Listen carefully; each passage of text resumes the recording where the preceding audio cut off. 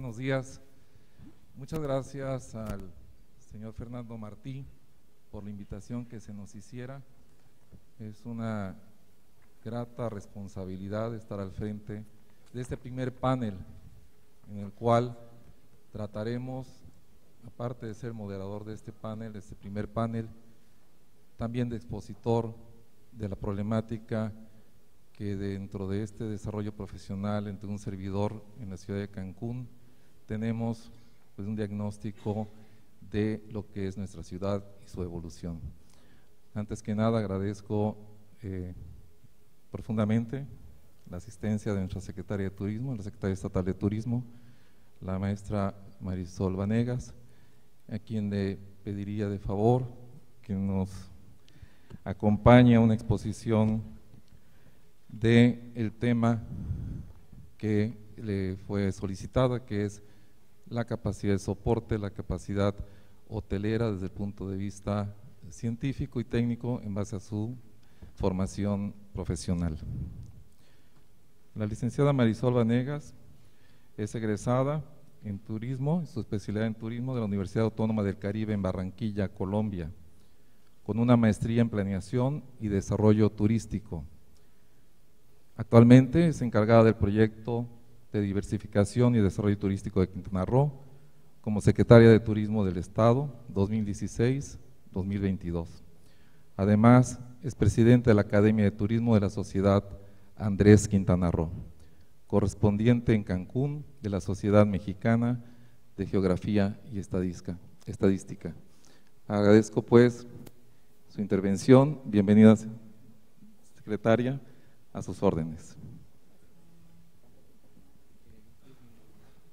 Bien, muchísimas gracias a todos, muchas gracias a Fernando Martí y a Foro Nacional de Turismo por la invitación. Básicamente me voy a uno de los temas fundamentales que tienen que ver con el crecimiento, especialmente en una ciudad de corte turístico como la nuestra. Voy a obviar la parte del diagnóstico de la situación, un poco de eso habló en la introducción Fernando, lo voy a hacer pero a través del índice de ciudades prósperas en unos minutos más. Debo decirles entonces, y a modo de recuperación temática, que del 2008 al 2017 la infraestructura hotelera de Cancún creció en un 20% según la Secretaría de Turismo Federal, que en el mismo periodo se estima que el número de turistas creció 51%. En tan solo 47 años, Cancún tiene una población alrededor de 1 millón de personas, según CONAPO 806,000 habitantes, pero se estima que para el 2030 tendremos una población superior al 1 millón de personas. El crecimiento de Cancún ha sido importante porque ha generado beneficios a la localidad, una formación de empleo muy acelerada, pero también ha generado efectos negativos que no han sido internalizados por la misma actividad. Es decir, hay que distinguir si es la actividad turística el principal motor, el que genera el proceso, o es el proceso migratorio que está acompañando a esta vertiginosa movilización de personas. De manera que debo decir dos cosas antes de pasar a los indicadores. Siempre asumimos que todo pasado fue mejor, sin embargo, yo quisiera acercarme a una primera conclusión en que no siempre es así, pero todo pasado en planificación siempre ha sido mucho mejor. La situación es mantener una disciplina alrededor de la planificación y mantener un criterio vinculatorio entre la planificación y los siguientes estadios de gobierno.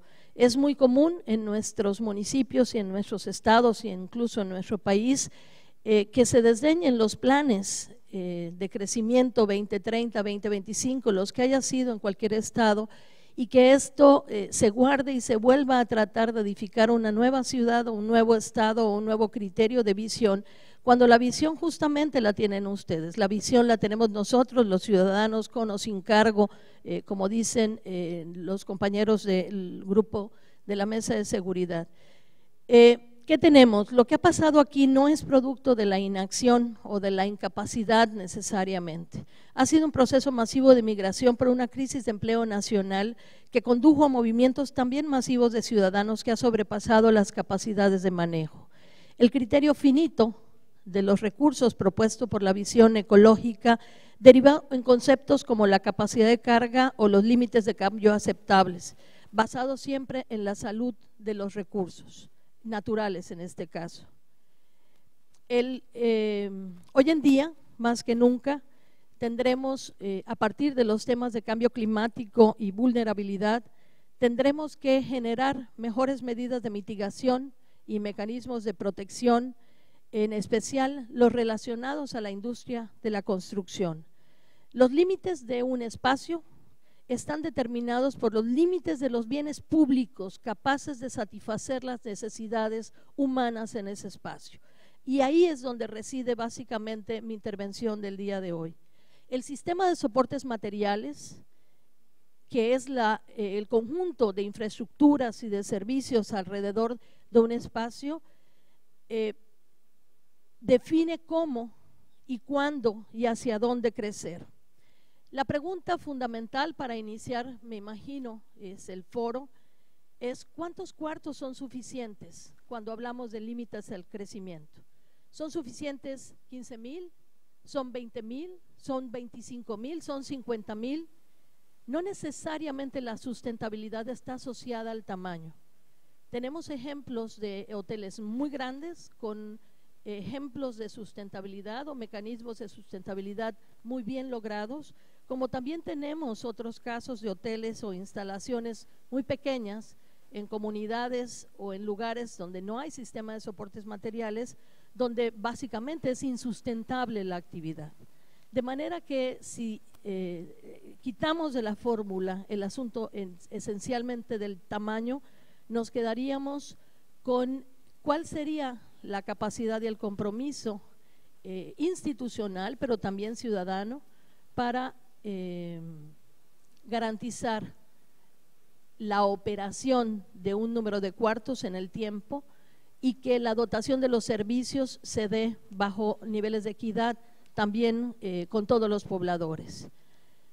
Tenemos un INPLAN con una capacidad técnica en la ciudad indiscutible, tenemos grupos de ciudadanos organizados pensando en el futuro de la ciudad, tenemos una estructura para buscar recursos y estrategias y solo entonces, teniendo todo este conjunto de elementos en la mano y la decisión de la visión de hacia dónde vamos, entonces pensar en seguir creciendo.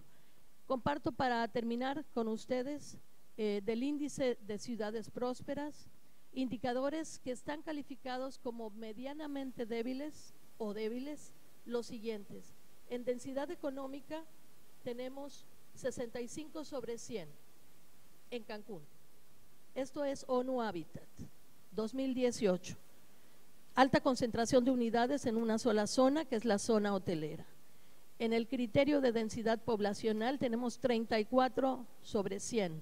El criterio es débil. La densidad poblacional se aleja de los estándares globales de crecimiento de alta densidad, lo cual representa repercusiones en los costos de servicio público. Ciudades horizontales, en resumen. Densidad de médicos, 51 sobre 100, medianamente débil. Esta situación podría generar efectos negativos en la cobertura médica respecto a inmunizaciones, supervivencia infantil y materna y atención de necesidades básicas de la población. En movilidad urbana, 44 sobre 100, una falta de servicio de transporte masivo, débil el criterio allí. En producto urbano per cápita, también débil, 35 sobre 100. Mide el nivel de bienestar económico de los habitantes. El débil resultado indica que a pesar de que el destino cuenta con una gran cantidad y diversidad de actividades económicas, estas generan un valor productivo bajo o de carácter informal cuando se calcula de manera general en el conjunto de la población. Y termino diciendo que en seguridad y protección nuestro rango es 50-100, que es medianamente débil. Está medido a partir del número anual de homicidios y ponderado con el total de la población. En espacios públicos, que es el penúltimo criterio, 65 sobre 100, medianamente débil. que mide el porcentaje de área urbana respecto a la posibilidad de acceso gratuito y libre a la población.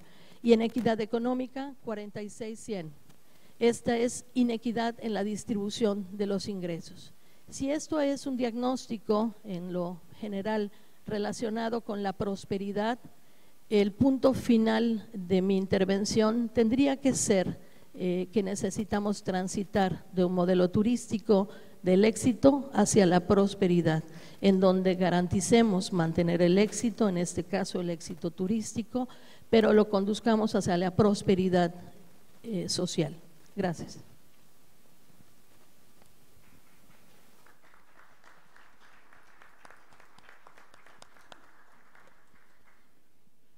Continuando con este primer panel, agradezco la presencia del ingeniero Eleazar Martínez.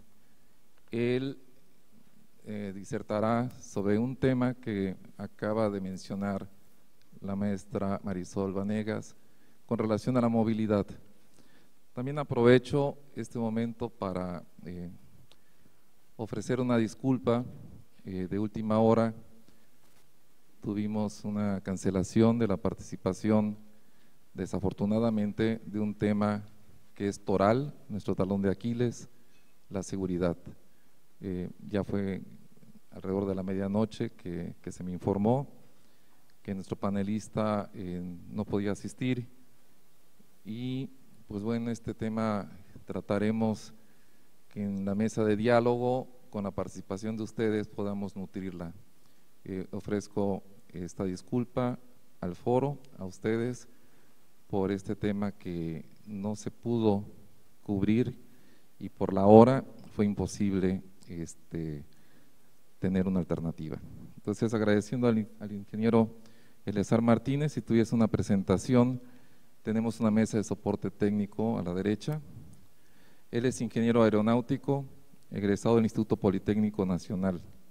Trabajó durante 2 décadas en el gobierno federal, ocupando diversos cargos en la Secretaría de la Presidencia, la de Desarrollo Urbano y Ecología, SEDUE, y la de Asentamientos Humanos y Obras Públicas, SAOP.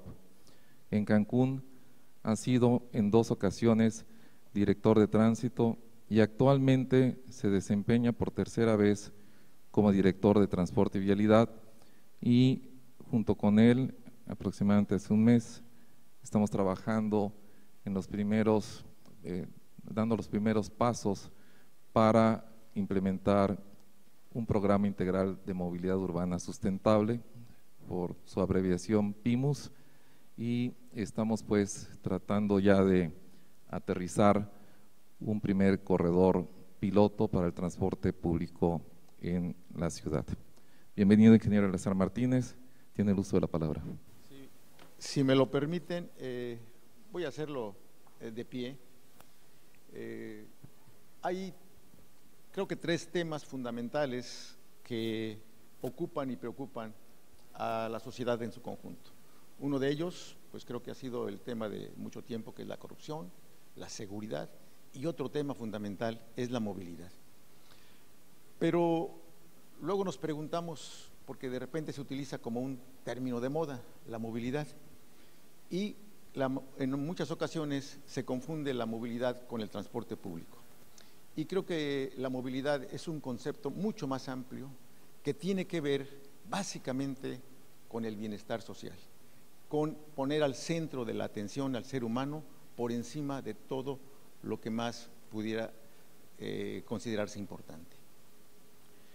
Uno de los grandes errores que hemos cometido al planear nuestras ciudades es que las estamos planeando en función del automóvil, y el ser humano está quedando en un segundo lugar.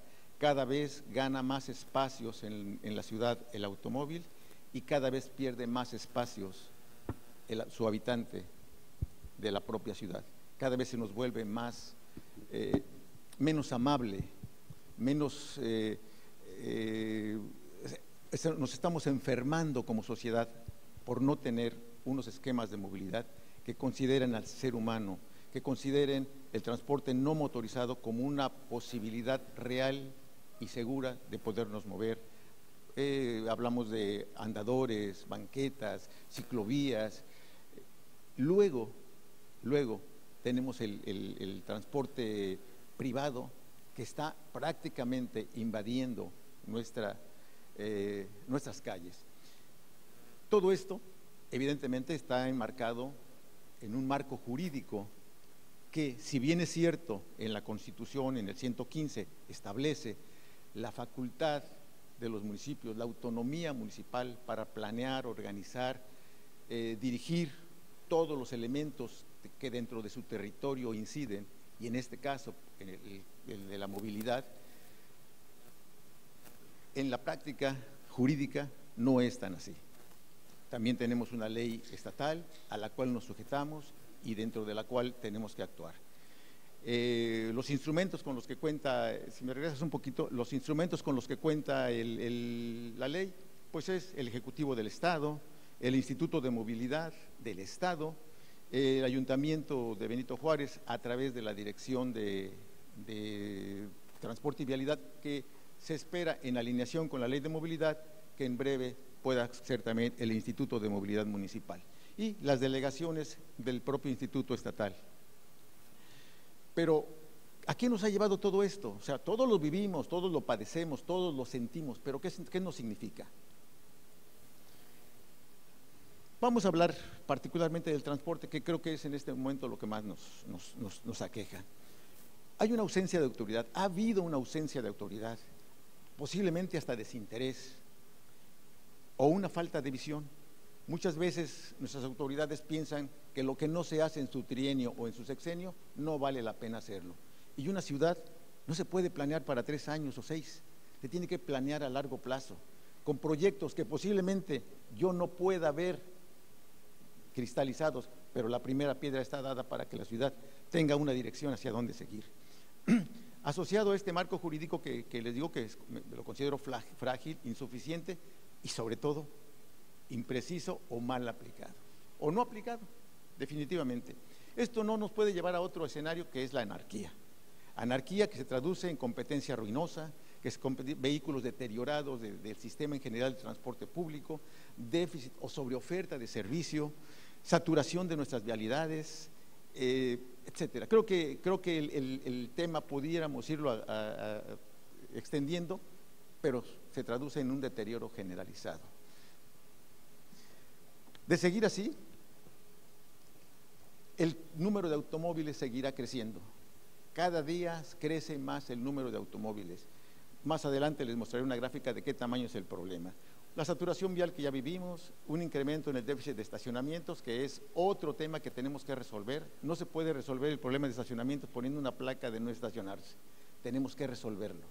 Un riesgo de inmovilidad de la ciudad, poca productividad, en fin.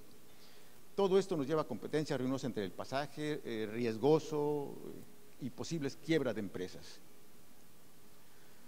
No se ha hecho una inversión de gobierno sólida en materia de transporte público, la infraestructura y equipamiento para el transporte público también no lo hemos hecho. Hemos decidido mejor hacer vehículos para automóviles que vialidades para el automóvil que infraestructura para el transporte. Hay un deterioro de la red vial, está desarticulada, en fin, es complejo este número. 7 minutos no me van a dar, pero me apagan el micrófono cuando ya esté muy apasionado con esto. Este es más o menos lo que puede el ayuntamiento, como dentro del marco jurídico, reglamentar, menos del 10%. Todo lo demás es concesión estatal. Esto es verdaderamente grave. ¿Cómo puede un municipio hablar de un plan integral de movilidad sustentable cuando solamente tienes injerencia o autoridad sobre menos del 10%? En esto es el reto que tenemos que trabajar conjunto con el gobierno del Estado para poderlo resolver de manera conjunta. No podemos hacer planeación sobre lo que no está en nuestras facultades. El uso de la vialidad, como pueden ver, se realizan 360,000 viajes, es lo que consume, el consumo de la vialidad. El 99% de la vialidad lo consume el transporte privado. y solamente el 1% lo utiliza el transporte público. Esto quiere decir que es muy costoso, no existen los recursos en ningún gobierno para poder generar la infraestructura para el automóvil. Tenemos que apostarle al transporte público de calidad, no al transporte al que estamos acostumbrando, no, tenemos que tener un transporte público. Actualmente el mercado del transporte público es el trabajador que gana entre los 3 y 6 mil pesos. Si estamos pensando que el transporte público es para la gente pobre, estamos construyendo un pobre transporte público y no es lo que necesita ni merece la ciudad. Necesitamos un transporte de calidad que invite a cualquiera que tiene un automóvil a dejarlo, porque hay un transporte eficiente, seguro, confiable, accesible, cosa que eso es lo que estamos en este momento trabajando. Estamos haciendo un plan, un proyecto junto con el INPLAN de lo que necesita la ciudad, no de lo que necesitan los concesionarios. Eso va a ser el gran reto, hacer el plan para la ciudad. Y en eso contamos con todos, porque solos va a ser muy difícil hacerlo.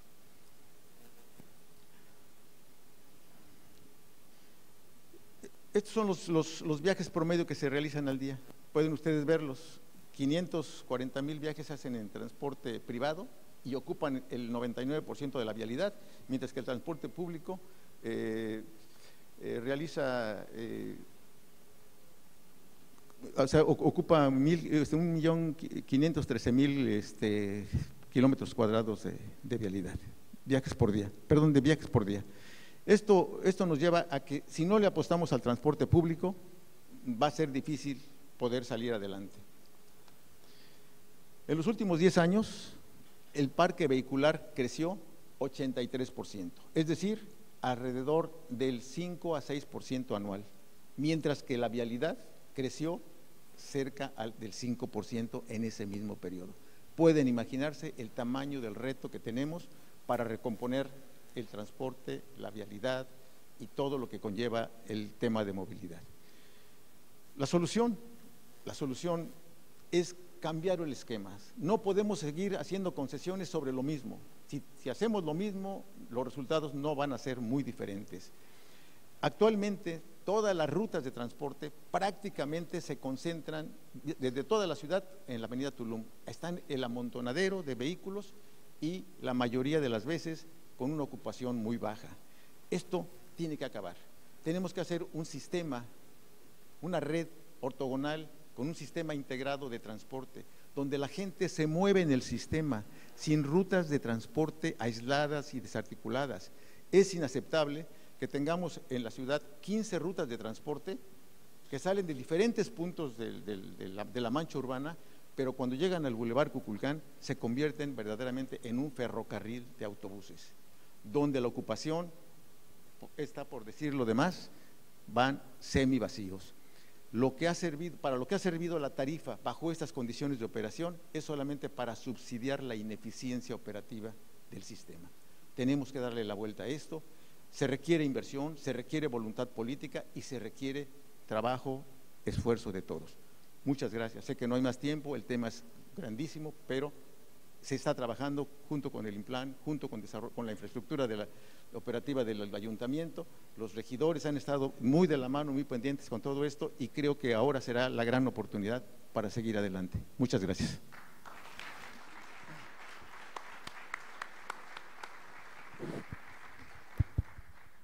Muchas gracias, ingeniero Eleazar Martínez. Bueno, aparte de ser el moderador de este primer panel, pues también voy a participar con una exposición sobre lo que vendría siendo la problemática urbana de nuestra ciudad. Es una pequeña síntesis, trataré de ser lo más corto, y la cuestión de la infraestructura, la situación de la infraestructura en lo que se refiere a los servicios de energía eléctrica, agua potable, drenaje y también la generación de residuos sólidos y un esquema muy general de cómo estos residuos sólidos se están tratando, su tratamiento y disposición final. Entonces, con permiso, también voy a estar de pie. Si ya está lista la presentación.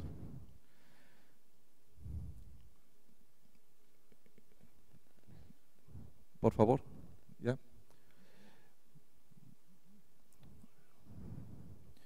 Bueno, es sabido por todos, yo creo que el 100% de los asistentes, que nuestra ciudad tiene un reconocimiento de su fundación el 20 de abril de 1970. Estamos a punto de cumplir 50 años. Y creo que este foro también es propicio para meditar y para reflexionar lo que hemos hecho en estos 48 años de existencia de Cancún y estar preparados en los próximos 2 años para rehacer nuestra ciudad. Ayer nos reuníamos con unos ciudadanos en el instituto, en el IMPLAN, y uno de los acuerdos sería, y que quizá lo llevemos pronto a la práctica, un pacto ciudadano, y qué mejor para este primer medio siglo de existencia de nuestra ciudad. Y yo creo que no hay que autoflagelarnos cuando hablamos de la problemática de Cancún. No quiero ser idealista ni positivista en lo que viene y lo que ha sido nuestra ciudad. 48 años y una población cercana a los 900,000 habitantes. 900,000 habitantes no es cosa sencilla. Los retos que hemos tenido que afrontar para que en otras ciudades, asentamientos humanos como la ciudad de Mérida de casi 500 años de fundada, tenga un poco más de habitantes que nuestra ciudad. Es decir, los retos han sido importantes. Y en ese sentido, partimos de un plan maestro, en ese entonces, en los 70s, de Infratur, posteriormente Fonatur. Y el desarrollo se fue dando de una forma ordenada porque teníamos un plan maestro con una visión para la población esperada en base a la capacidad o a la oferta de cuartos hoteleros. Sin embargo, esto ha sido rebasado, toda vez que el polígono original del plan maestro, la tenencia de la tierra de Fonatur, de este fondo federal, fue rebasada que lo que teníamos. Estábamos y seguimos estando rodeados de tierra, propiedad o tenencia ejidal. El desarrollo, pues, ha sido siempre de crecimiento, una política urbana de crecimiento, de un desarrollo acelerado, y esto fue dándose paulatinamente con la creación de reservas, expropiación de tierras ejidales por el gobierno del estado para generar las reservas necesarias para una población de bajos ingresos, dado que la población clase media, alta, tendría acceso a terreno urbanizado, oferta dada por el mismo Fonatur.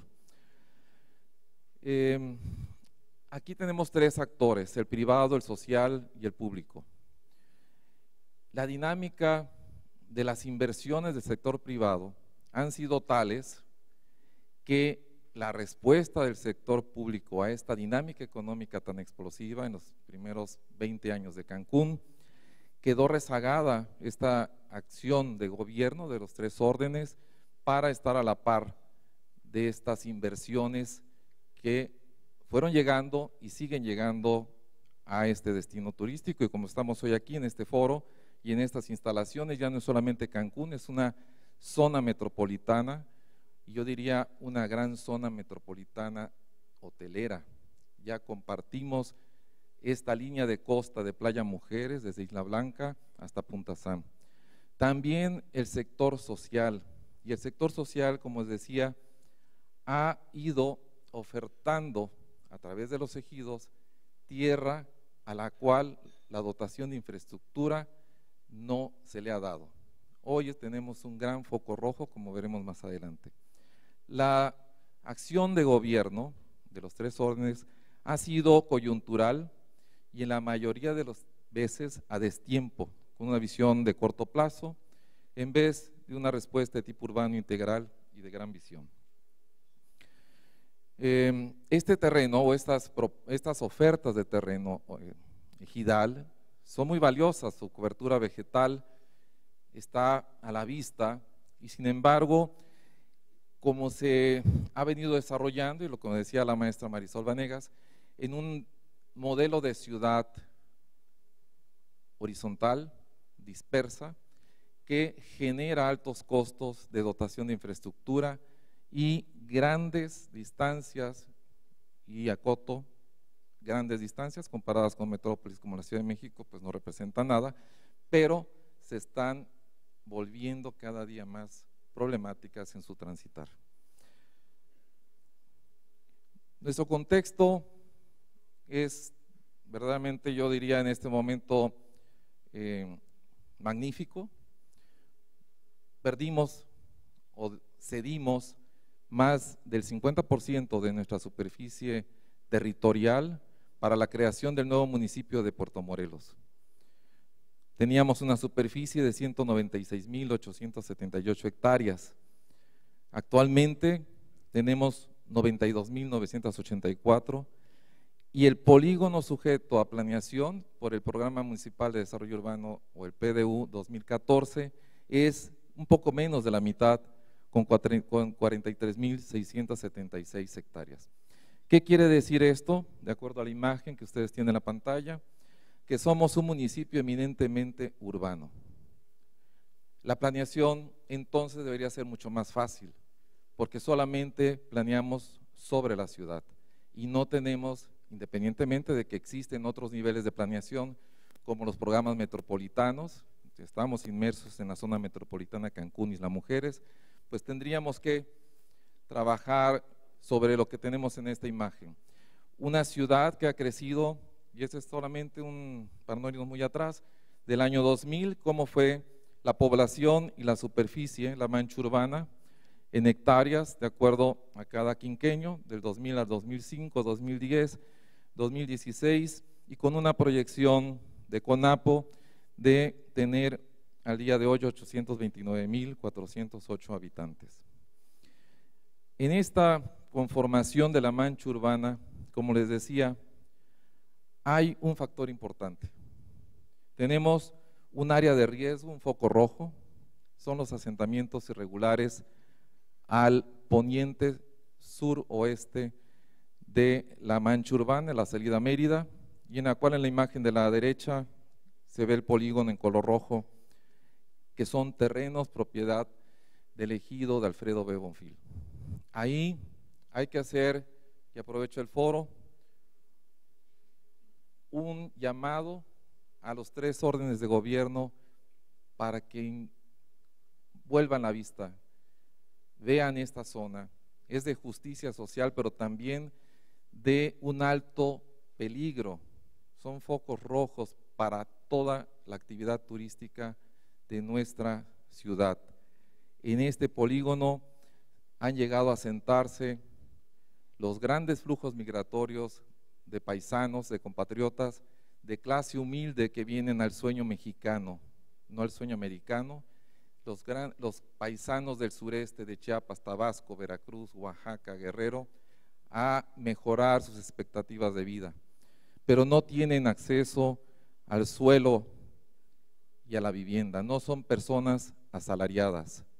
Y esta ocupación del terreno en forma irregular se da porque el gobierno dejó de generar las reservas territoriales. ¿Y quién está ocupando? ¿Quién está llenando este vacío? Los ejidos. Esta es una muestra de lo que ocurre en la franja ejidal, y así como estas están en la parte poniente de la ciudad. El modelo de ciudad que hoy tenemos, y se decía hace un momento, es horizontal y de dispersión. Gracias. Y debemos de generar una visión de densidad, no sobredensificar, densificar, para tener un menor impacto al perímetro, a la mancha de la cobertura vegetal. Y lo que podemos ver en estas imágenes, que es toda la dotación de infraestructura, el rezago que se da está impactando, o es la consecuencia de la falta de dotación de infraestructura en estas áreas de ocupación irregular. Y acotaría y corregiría mi expresión, no son asentamientos irregulares, son ventas irregulares de la tierra, porque a la vista de todos está las sombrillas, las mantas, las lonas sobre la López Portillo, donde se ofertan los terrenos tanto en la avenida Guayacán, que por cierto, para bien de los promotores de las ventas, ha ido en franco aumento el valor del metro cuadrado sobre esta avenida, y no estaríamos diciendo mentiras al mencionar que en realidad Cancún tiene una buena cobertura en servicios, cuantitativamente hablando. Cualitativamente habría que mejorar. La dotación de agua no es las 24 horas, el tratamiento se está dando, pero ¿qué sucede con los asentamientos irregulares? Todos nos preocupamos por la densidad o la densificación o la capacidad de soporte en la zona hotelera en cuartos hoteleros. ¿Y quién se ocupa de los asentamientos irregulares que descargan sus aguas crudas al freático sin ningún tipo de tratamiento? Y al final del día, todo esto decanta en nuestro sistema lagunar de Inchulté. Preocupados estamos todos de que no exista un derramamiento de grasa en una trampa de grasa de un restaurante o de un hotel, pero no nos preocupamos ni nos ocupamos de resolver esta situación, yo diría, y no quiero ser amarillista, de casi una emergencia local de la falta de infraestructura en estas áreas de ocupación irregular. Y en cuanto al manejo de residuos sólidos, pues básicamente no tenemos programas de separación y reciclamiento de basura. Tenemos rellenos sanitarios del área metropolitana en la zona continental del municipio vecino, casualmente el del municipio de Isla Mujeres, el cual compartimos, y se paga una renta por parte del municipio de Benito Juárez al de Isla Mujeres por este relleno sanitario. Generamos aproximadamente 1000 toneladas de residuos sólidos, quiere decir 1.2 kilogramos por habitante, pero de ellos un bajo porcentaje se recicla y se separa. La conclusión diría, pues muy rápida, que debemos de poner orden, tenemos que actuar. La ciudad tiene problemas, pero son problemas que se pueden remediar. Lo que no podemos seguir posponiendo es el desarrollo de asentamientos irregulares que son de verdad acciones de gobierno, de voluntad política, porque ahí es donde tenemos el grave riesgo de nuestra ciudad para su futuro. Muchas gracias.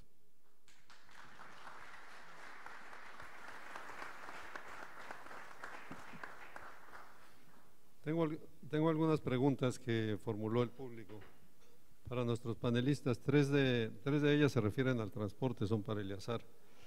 Pedro Moncada Jiménez, de la Universidad del Caribe, pregunta si las únicas opciones de movilidad son las terrestres, si no hay factibilidad de otras opciones como las marítimas, un teleférico o un tren subterráneo, un metro. Santiago Carrillo, de Autocar, dice aquí: mototaxis hay más de 700 y el desorden del transporte público federal, ¿qué se va a hacer con eso? Y Manuel García Jurado, del Comité de Reactivación del Centro: ¿por qué durante 5 administraciones municipales no se han autorizado los parquímetros? ¿Doy respuesta en este momento? Sí, por favor.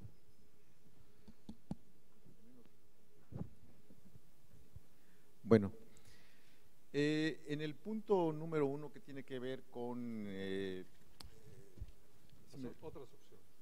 Las opciones, o sea, realmente cuando se habla del plan integral de movilidad se consideran todas las opciones. Debemos de recordar que gran parte de las limitaciones y dificultades para instrumentar nuevas opciones, como pudiera ser un monorriel, son muchas veces los intereses de grupo que se contraponen con la intención de modernizar la ciudad. No es de nadie desconocido que cuando hay una nueva opción, como hace poco ocurrió con Uber, pues salen los grupos que dicen no, porque este territorio es mío. Yo creo que tenemos que cambiar esa mentalidad.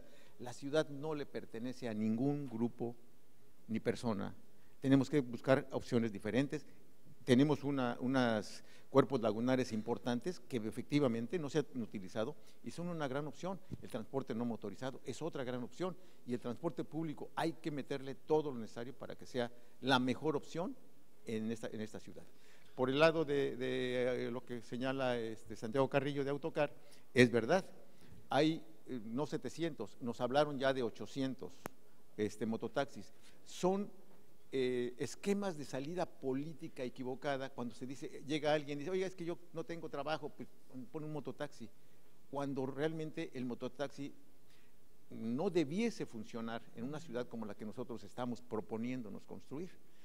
No quiere decir que no existan otras formas de que esas personas puedan tener una generación de ingreso, pero no a costa de sacrificar un esquema de movilidad para la ciudad. Yo estoy convencido de que esto no debe de seguir ocurriendo, debemos de frenarlo, debemos de buscar la forma de darles opciones a esta gente, pero no a costa de tener un transporte que en este momento no existe ni siquiera en el marco de ley, pero está operando desde hace ya por lo menos un par de años. Y ha crecido, ya ha venido creciendo, y estamos en esta semana, estamos decididos a por lo menos a saber cuántos son, porque nadie nos dice nada. Esto surge nuevamente en el gobierno del Estado, pero no es quién es el responsable, sino quién tenemos que participar para resolverlo. Parquímetros. Los parquímetros, hace un momento les comenté, la mitad de nuestras vialidades, que de por sí son escasas, mal operadas, se encuentran prácticamente canceladas en un 50% por estacionamientos en la vía pública. No podemos seguir creyendo que el no cobrar estacionamiento es un gran logro. El estacionamiento más caro es aquel que no se cobra. Una ciudad lo tiene que pagar, y lo está pagando, como muestra está la zona centro, que es una zona deprimida económicamente por falta de estacionamientos particularmente, además de la inseguridad, etcétera, que se genera con ello. Creo que tenemos que hacer una política, es lo que he estado platicando con los señores regidores, necesitamos generar una política de Estado que incentive la construcción de estacionamientos en vertical, donde se les den incluso facilidades como voy a poner un ejemplo que no me corresponde decirlo, pero facilitarles, por ejemplo, no cobrarle la licencia de construcción, algunos beneficios en el pago de prediales a cambio de que resuelvan o nos ayuden a resolver el problema de estacionamientos. Tenemos 360,000 vehículos que crecen a razón del 5 al 6% anual. Si los formásemos todos en línea, llegamos a la Ciudad de México. O sea, nada más para que se tengan una idea del tamaño del problema. Y no podemos seguir con ese ritmo de crecimiento de automóviles. Gracias, Eleazar. Para Marisol, ¿cuál es el porcentaje que ocupa el deterioro ambiental de Cancún en tu visión? En tu exposición, dice aquí, en la exposición de la maestra Venegas, pregunta Alberto Charles de Amigos de Ciancán. Sí, justamente hemos llevado muchísimos años de crecimiento desde una esfera física en términos de las instalaciones y hemos descuidado la inversión en recursos ambientales. Esto le llamamos normalmente internalización, es decir, la posibilidad de que la inversión tenga asociado un componente de recursos para poder invertir tanto en la recuperación de arrecifes, el sembrado de arrecifes, el saneamiento de nuestras lagunas, en el caso de la Nichupté, y muchos otros recursos que se calcula.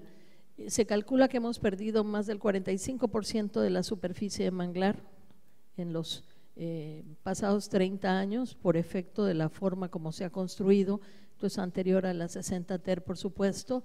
Se estima que tenemos en riesgo los arrecifes, que no necesariamente o no solamente es por una sola actividad, pero un conjunto de actividades y también por el tema de cambio climático y la vulnerabilidad ambiental.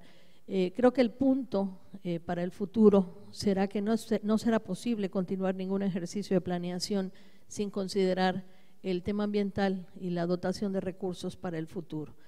Sin embargo, y aprovecho porque también estamos centrando la parte de la planeación de largo plazo, tanto en el aspecto físico de los límites a crecimiento en cuarto hotelero, por ejemplo, o la disposición de recurso natural, y eso siempre ha generado una controversia.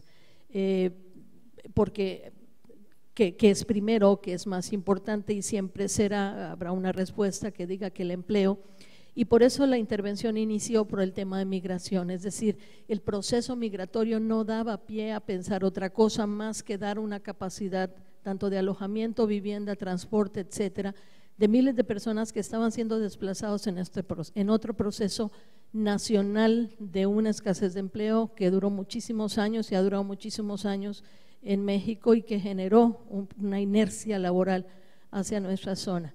Y sin embargo eso nunca estuvo asociado a recursos para mitigar ese ejercicio tan inusual de personas. De ahí una propuesta que podría ser una de las primeras es, no hay todavía un recurso financiero que pueda equilibrar la velocidad de crecimiento presupuestal municipal contra la velocidad de crecimiento migratorio. Es decir, es muy injusto que un municipio, no es un problema solo de capacidades o de inacción, es muy injusto que un municipio absorba población a 30 o a 25% como Playa del Carmen o a más de 20% en muchísimos años como Benito Juárez, sin tener una posibilidad de tener recurso adicional federal, porque el presupuesto local no ha crecido a más de 5% ningún año. Es decir, eso generó rezago acumulado anual. Si a eso le suman los problemas sociales y los ambientales, como señala ahorita Beto, por supuesto que tenemos una situación de mayor orden para pensar sobre lo que tenemos que hacer en los próximos años. Gracias. Pues le voy a dar las gracias a nuestro panel, muy amables. Tenemos, ya saben, una agenda muy apretada. Tengo aquí muchas preguntas que voy a ir leyendo, no todas son preguntas para este panel, las voy a ir leyendo conforme vaya pasando. Son ustedes muy amables, gracias.